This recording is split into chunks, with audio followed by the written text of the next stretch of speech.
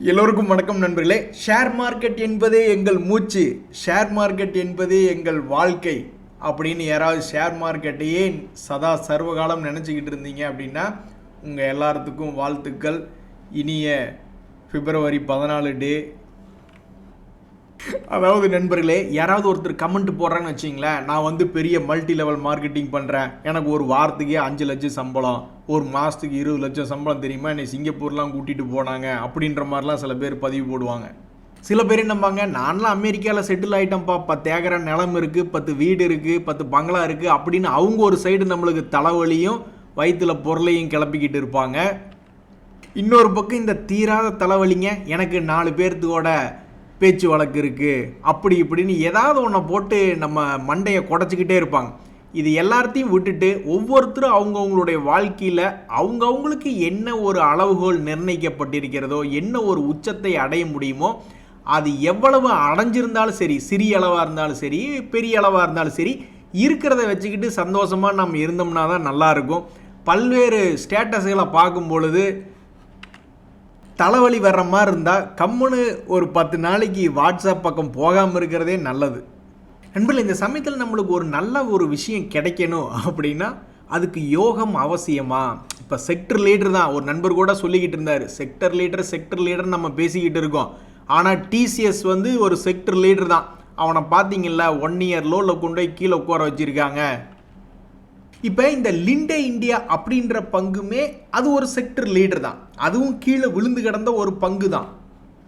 இந்த ஷேருக்கு ஒரு திருப்பு முனை எப்போ வந்தது அப்படின்னு பார்த்தீங்கன்னா, இந்த குவார்ட்டர்லி ரிசல்ட் சீசனில் வந்திருக்கு. இதுவும் ஒரு டிசிஎஸ் மாதிரி ஒரு பெரிய ஆள் தான் இவங்களுடைய செக்டரில்.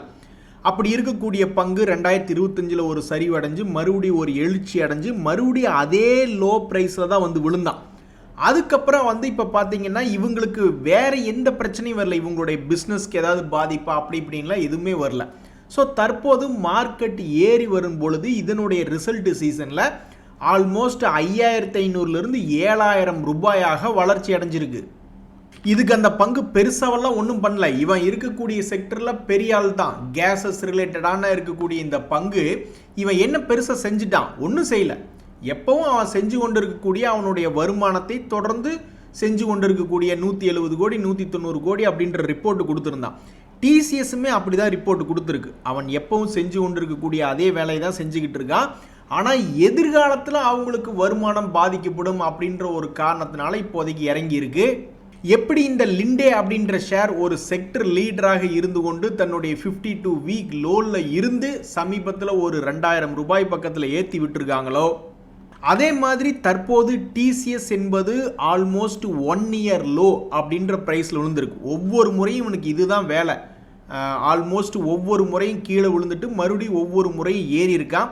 இந்த முறை என்ன செய்கிறான்றது பொறுத்து இருந்தால் பார்க்கணும். என்ன ஒரே ஒரு விஷயம் என்னென்னா, ஒரு 3 மாதம் சேர்ந்து உழுக வேண்டிய விஷயத்தை 3 நாட்களில் சமீபத்தில் கிராஷ் ஆயிடுச்சு. அது ஒன்று தான் இந்த டிசிஎஸ் கிட்ட இருக்கக்கூடிய ஒரு கெட்ட பழக்கம் சமீபத்தில்.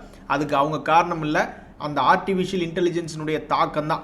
ஸோ செக்டர் லீடராக இருந்தாலும் திரும்பி ஜம்ப் பண்ணி மேல் நோக்கி வர்றதுக்கு யோகம் அவசியமா அப்படின்னா, வாழ்க்கையில் எல்லாத்துக்குமே யோகம் அவசியம் அப்படின்றதான் உண்மையான ஒரு பதில். வாழ்க்கையில் எதாக இருந்தாலும் உங்களுக்கு வர்றதுலேருந்து உங்களுக்கு போகிறதுலேருந்து எல்லாத்துக்குமே யோகம் அவசியம். அந்த யோகம் லிண்டே இந்தியாவுக்கு ரொம்ப நாள் கழித்து கிடச்சிது, சும்மா கிடைக்கல. ஒரு 6 மாதம் கழித்து அதுக்கு யோகம் கிடச்சிது. இனி இந்த டிசிஎஸ்க்கு எப்போ கிடைக்கும்? மறுபடியும் தன்னுடைய 3250ஐயோ அல்லது மறுபடியும் தன்னுடைய 4000யோ 4500யோ எப்போது திரும்பி பார்க்கும்? அந்த யோகம் எப்போது? நண்பர்களே, இந்த ஏபிஎல் அப்போலோ டியூப்ஸ் அப்படின்ற பங்கு அநியாயத்துக்கு ஒரு ஆனந்தத்தை கொடுத்துக்கிட்டு இருக்கு. ஏற்கனவே அவன் 2025 ஒரு அற்புதமான ஒரு ஆனந்தத்தை கொடுத்தது. அதுக்கப்புறம் மறுபடியும் இறங்கி விட்டது. சரி, நீ பழைய ஹை வந்தினா கூட போதுமேயா அப்படின்ற மாதிரி யோசிச்சுட்டு இருந்த நேரத்தில் அதையும் தாண்டி மேல் நோக்கி உச்சத்தில் இருக்கக்கூடிய இந்த ஏபிஎல் அப்போலோ டியூப்ஸில் நேற்று ஒரு நியூஸ் என்ன பார்த்துக்கிட்டு இருந்தேன்னா, அவங்களுடைய பிஸ்னஸ் அப்டேட், ஒரு கமர்ஷியல் பேப்பர் இஷ்யூ பண்ணி 100 crores சோர்ஸ் பண்ணுறாங்க அப்படின்ற ஒரு தகவல் ஒன்று பார்த்துக்கிட்டு இருந்தேன். நண்பர்களே, மறுபடியும் கீழே இறங்கிட்டு ஏறிய பங்குகள் அப்புறம் ஏறிட்டு இறங்கிய பங்குகள் அப்படின்ற டிஸ்கஷன் தான் மறுபடியும் இந்த 2வது ஸ்லைடில் தொடங்குகிறோம். எதுக்குன்னா கீழே விழுந்தவன் கீழேயே விழுந்து கிடப்பானா, ஒரு லாபம் செய்ய கம்பெனி கீழேயே விழுந்து மடிஞ்சு போயிடுவானா, அப்படி கிடையாது இல்லையா. ஸோ இப்போ இந்த பிர்லா சாஃப்ட் அப்படின்ற பங்கு நேற்று 8% இறங்கி மிகப்பெரிய கடும் வீழ்ச்சி. ஆனால் அந்த வீழ்ச்சிக்கு முன்னாடி இந்த பங்கு என்ன பண்ணியிருக்கு அப்படின்னு பார்த்தீங்கன்னா 320 ரூபாயிலிருந்து 440 ரூபா வரைக்கும் ஒரு ரவுண்டு போயிட்டு வந்துட்டு மறுபடியும் 2வது ரவுண்டு 320 ரூபாயிலிருந்து 480 வரைக்கும் போயிட்டு வந்திருக்கான். அதே மாதிரி தான் இந்த கேபிஆர் மில் போன்ற பங்குகளும் சமீபத்தில் தொடர்ந்து வீழ்ச்சி. அமெரிக்காவில் இனி பிஸ்னஸே பண்ண முடியலன்னா அப்புறம் நாங்கள் என்னடா பண்ணுறது அப்படின்ற ஒரு நிலைமையில் கடும் வீழ்ச்சியாக 2025 ஏறினாலும் இறங்கிய இந்த கேபிஆர் மில் சமீபத்தில் மறுபடியும் ஒரு 800 ரூபாயிலிருந்து 1000 ரூபாய் கிட்டத்தட்ட 20% ஏறிய ஒரு பங்காக இருக்கிறது. ஸோ நிறைய நண்பர்கள் கமெண்ட் போட்டிருக்காங்க, நிறைய பேர் ஆனால் யாருனாலையுமே அதை பீட் பண்ண முடியல. நான் கூட ஒரு கொஸ்டின் கேட்டிருந்தேன், 80% மேலே லாஸ் ஆன பங்குகள் இன்னமும் தொடர்ந்து மார்க்கெட்டில் ஹோல்டிங் இருந்துக்கிட்டு இருக்கு. அப்படி ஏதாவது மாட்டிருக்கீங்கன்னா எத்தனையோ பேர் போட்டீங்க. ஆனால் 40% 70% வரைக்கெல்லாம் நிறைய பேர் லாஸ் சொன்னது. ஆனால் 80க்கு மேலே நிறைய பேர்த்துனால சொல்லவே முடியல. அந்த காம்படிஷனில் பெரும்பாலும் 40% லாஸ் ஆனவங்க. இந்த எஸ் பேங்க்கில் வந்து அவர் போட்டு ஜெயிச்சிட்டாப்ல. எஸ் பேங்க் வந்து எனக்கு தெரிஞ்சு அது பெரிய அளவில் ஆல்மோஸ்ட் அவருக்கு 95% லாஸ் அப்படின்றாரு. இது போன்ற விஷயங்கள்லாம் நிறைய பேர் எப்படி தவிர்த்திருப்பாங்கன்னா, எஸ் பேங்க் பீக்கில் இருந்த காலத்தில் எல்லாருமே பீக்கில் இருந்தான். எஸ்பிஐ பீக்கில் இருந்தான், bank of Baroda, HDFC, ICC bank, IndusInd பேங்க்லாம் அப்போ பீக்கில் இருந்தது. அப்போ எல்லா பங்குகள்லையும் ஒரு குத்து அப்படின்ற மாதிரி குத்தி இருந்தோம்னா, ஏதோ இந்த எஸ் பேங்க் ஒரு 80% இறங்கியிருந்தாலும் மற்ற பங்குகள்லாம் 2 டைம்ஸ் 3 டைம்ஸ் 4 டைம்ஸ் அப்படின்ற மாதிரிலாம் ஏறிய ஒரு காலங்கள் உண்டு. ஸோ போட்டியில் ஜெயிச்சதில் நம்ம நண்பர் லோகேஷ் அவர்கள் வந்து எஸ் பேங்க்கில் 95% பக்கம் டவுன் அப்படின்றாரு. அது இன்னும் ட்ரேட் ஆகி கொண்டு இருக்கக்கூடிய ஒரு பங்கு. இது போன்ற ஷேர்களை நம்ம கணக்கில் எடுத்துக்க முடியாது. லக்ஷ்மி விலாஸ் பேங்க்னா அப்போ அது மாதிரி எத்தனையோ பங்குகள் வந்து டீலிஸ்ட் ஆகி வெளியே போயிருக்கும். ஆனால் இன்னமும் ஸ்டாக் மார்க்கெட்லேயே இருக்குது, ஆனால் ட்ரேட் ஆகிட்டு இருக்கு. இன்னும் நம்ம உசரை எடுத்துக்கிட்டு இருக்கான் 80% கீழே இறங்கி. அது போன்ற பங்குகள். ஸோ மற்ற பங்குகளில் வந்து பெருசாக ஒன்றும் போட்டிக்கு எடுத்து முடியல. ரொம்பவுமே ஃபேமஸான பங்கு, இறங்கி கிடக்கக்கூடிய பங்கு அப்படின்னா இந்த எஸ் பேங்க், சுஸ்லான் போன்ற பங்குகள் தான். அதுலேயுமே வந்து ஒரு வேளை டைவர்சிஃபை என்பது பண்ணியிருந்தால் அந்த காலகட்டத்துக்கும் இந்த காலகட்டத்துக்கும் பார்க்கும் பொழுது ஒன்றில் இழந்திருந்தாலும் பல்வேறு மற்ற பங்குகளில் ஜெயிச்சு வந்திருக்கலாம் அப்படின்றதான் இன்றைய நிலைமை. ஸோ இறங்கிய பங்குகள் ஏறுவதும் ஏறிய பங்குகள் இறங்குவதும் இருக்குது. ஸோ வேறு வழியே இல்லை. ஷேர் மார்க்கெட்டில் சப்போர்ட்டில் தூக்கி பணத்தை போட்டேன் தம்பி, அதுக்கப்புறம் அது மேலே வந்தது விற்றேன், அல்லது மறுபடியும் கீழே போச்சு தம்பி, மறுபடியும் ஒரு சப்போர்ட்டை பிடிச்சேன், அப்புறம் மறுபடியும் மேலே விற்றேன், அதுக்கு கீழே போச்சு கம்பி, அப்புறம் கையெடுத்து கும்பிட்டு கம்முன்னு வேறு பங்கை பார்க்க போன தம்பி அப்படின்ற ஒரு கான்செப்ட் தான் ஷேர் மார்க்கெட்டில் ஜெயிக்கிறது. இப்போ இந்த பிர்லா சாஃப்ட் ஷேரினுடைய ப்ரைஸ் எல்லாம் மண்ணோட மண்ணாக போயிருக்க வேண்டியது தானே. அது ஏன் அப்புறம் ஒரு கட்டத்தில் எவ்வளவு பெரிய கடும் வீழ்ச்சி. ஆல்மோஸ்ட் நீங்கள் பர்சன்டேஜ் பேசிஸில் பார்த்தீங்கன்னா 838 ரூபாயிலிருந்து 326 ரூபாய்னு 60% இறங்கிட்டான். 60% இறங்கிய பிறகு 2 முறை என்ன பண்ணியிருக்கான்னா 35% ஒரு முறை ஏறி காமிச்சிட்டு மறுபடி கீழே விழுந்து மறுபடியும் 40% ஒரு முறை. ஸோ மொத்தம் 60% இறங்கியது, ஏறியதில் வந்து 35 + 40 75 அப்படின்ற மாதிரி ஏறி இருக்கு. யாருனாலையுமே கரெக்டாக பிடிக்க முடியாது. சில பேர் இங்கே உச்சியில் பிடிக்காமல் ஏதாவது சப்போர்ட்டில் பிடிக்கிறேன் அப்படின்னு சப்போர்ட்டில் பிடிச்சிருந்தாலும் அவங்களுக்கு வந்து நெகட்டிவ் அப்படின்றது பார்க்க போயிருந்தீங்கன்னா ஆல்மோஸ்ட் வந்து ஒரு 40% பக்கம் தான் நெகட்டிவ். யாருனாலையுமே கரெக்டாக இந்த இடத்துல சப்போர்ட்டில் பிடிச்சிருக்க முடியாது. ஒரு முறை அது எஸ்டாப்ளிஷ் பண்ணிய பிறகுதான், ஒரு சப்போர்ட்லேருந்து ஏறி காட்டிய பிறகுதான் ஸ்மார்ட் மணி கான்செப்ட் ட்ரேடர்களே உள்ளே போயிருந்திருக்க முடியும். அப்போ அவங்க என்ன பண்ணியிருந்திருப்பாங்கன்னா, அவங்க இந்த இடத்துல பிடிச்சிருந்தாலும் அதே 40% பிடிச்சிருப்பாங்க. ஸோ சப்போர்ட்டில் பிடிச்சி லாஸ் பண்ண அதே 40% மறுபடியும் இன்னொரு முறை அந்த பங்கு 40% ஜெயிச்சு கொடுத்து ஸோ தட் நியூட்ரல் அப்படின்னு கொண்டு வந்து நிறுத்தியிருக்கு. அதனால் கன்க்ளூஷன் என்னென்னா 40-50% இறங்கிடுச்சு, 80% பக்கம் நஷ்டமாயிடுச்சு அப்படின்னு சொல்கிறவங்க ஒன்றா அந்த சமயத்தில் வந்து ஒரு செக்டர் லீடர் பங்குகள் அல்லது அதே செக்டரில் இருக்கக்கூடிய சில பங்குகளில் பிரித்து போட்டிருந்தா எவனாவது ஒருத்தன் ரேலி, பயங்கரமான ரேலி கொடுத்துருந்துருப்பான். இன்னொருத்தன் கீழே இப்படி 80% கவுந்திருக்கலாம், அது ஒன்று. ரெண்டாவது, இப்படி உச்சியில் போய் மாட்டாமல் ஏதாவது சப்போர்ட்டில் போய் விழுந்ததுக்கப்புறம் மறுபடியும் ஏதாவது ஒரு சப்போர்ட்டை எஸ்டாப்ளிஷ் பண்ணும்பொழுது ஒரு லாபகரமான பங்கு என்பது மறுபடியும் தப்பிக்கிறதுக்கு ஒரு வழி செய்கிறது. பட் அதுக்கு அது எடுத்துக்கொள்ளக்கூடிய காலங்கள் என்பது 2-3 வருஷம் ஆயிடுது.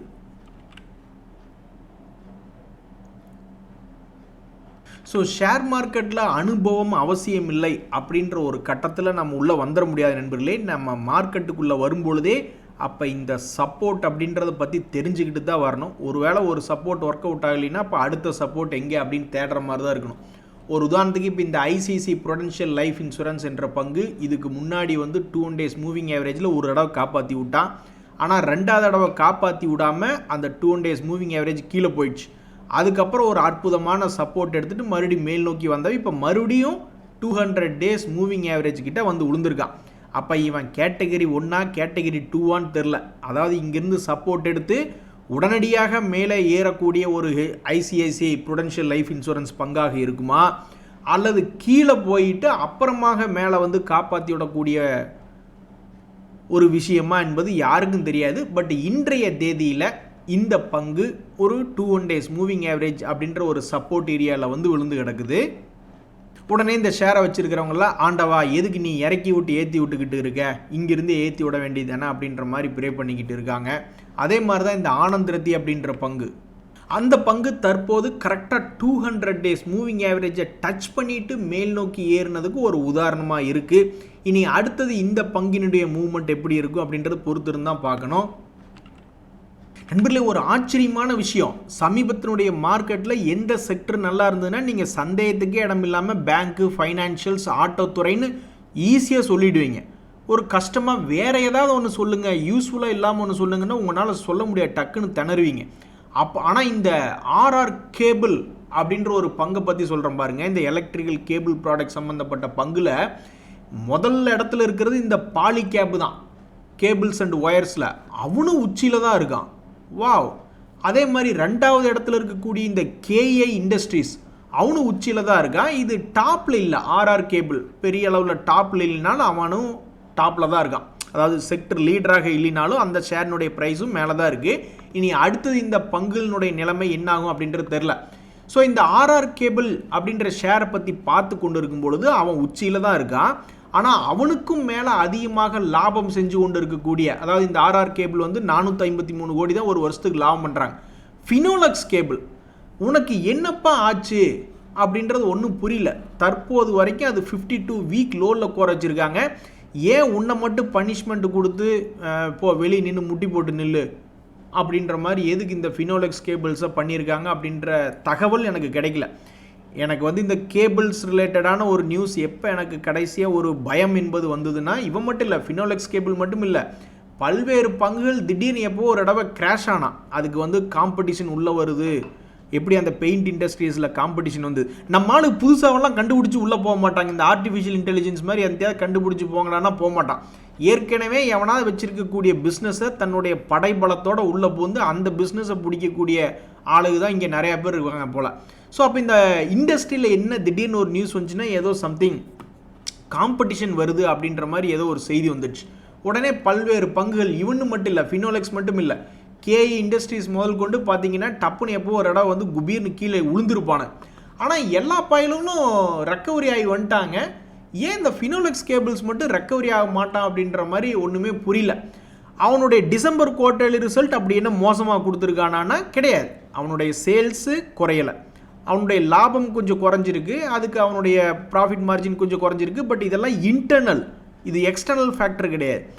அப்போ ஏன் இந்த ஆர்ஆர் கேபிள் அப்படின்ற பங்கை பார்க்கும் பொழுது நம்மளுக்கு அந்த செக்டரில் இவன் லீடர் கிடையாது. ஏன்னா நம்மளுக்கு ஒரு பங்கில் செய்தி வருதுன்னா அந்த செக்டரினுடைய லீடர்களை தான் போய் பார்க்கணும். இந்த ஃபினோலெக்ஸ் கேபிளுக்கு ஏன் நல்ல காலம் பிறக்க மாட்டேங்குது? இந்த வேலண்டைன்ஸ் டேல இருந்தாது இனிமேல் உனக்கு ஒரு ஜோடி கிடைக்கிட்ட, எல்லாரும் ஜோடியாக இருக்காங்க மேலே, நீ மட்டும் இப்படி தனியாக இருக்கியே. அதே மாதிரி இந்த நெஸ்லே இந்தியா அப்படின்ற பங்கில் பார்த்தீங்களா நண்பர்களே, டிசிஎஸ் இப்போ பயமுறுத்திக்கிட்டு தான் இருக்கான். நம்ம நண்பர்கள் நிறைய பேர் கமெண்ட் போட்டிருக்கீங்க 40%, 50% இறங்கிடுச்சு. ஆனால் தகுதியுடைய பங்குகள் திரும்பி மேலே ஏறி வருகிறது அப்படின்றதுக்கு ஒரு அடையாளம் தான் இந்த நெஸ்லே இந்தியா அப்படின்ற பங்கு. கடும் சரிவு 2025 1000 பக்கத்தில் போயிட்டா, அதுக்கப்புறம் 1300 ஒரு வருஷத்தில் 30% ரீகெயின் பண்ணி தன்னுடைய பழைய ஹையை வந்து பிடிச்சிருக்கான். ஸோ எத்தனையோ பங்குகளுக்கு விடை தெரில. இந்த ஃபினோலெக்ஸ் கேபிள்ஸ்லேருந்து ஆரம்பித்து டிசிஎஸ்லேருந்து ஆரம்பித்து எத்தனையோ பங்குகள் இனி தன்னுடைய பழைய ஹையை திருப்பி பிடிக்குமா இல்லையான்னு தெரில. அவனுங்களுடைய வேலையை அவன் பண்ணிட்டான். இது இப்போ வரைக்கும் நஷ்டமாக மாறல. அந்த கம்பெனிகள் லாபம் தான் செஞ்சுக்கிட்டு இருக்கு. ஸோ மார்க்கெட் எப்போ அவங்களுக்கு வந்து மறுபடியும் ஒரு நல்ல காலத்தை கொண்டு வரும் அப்படின்றது தெரில. நன்றி, வணக்கம்.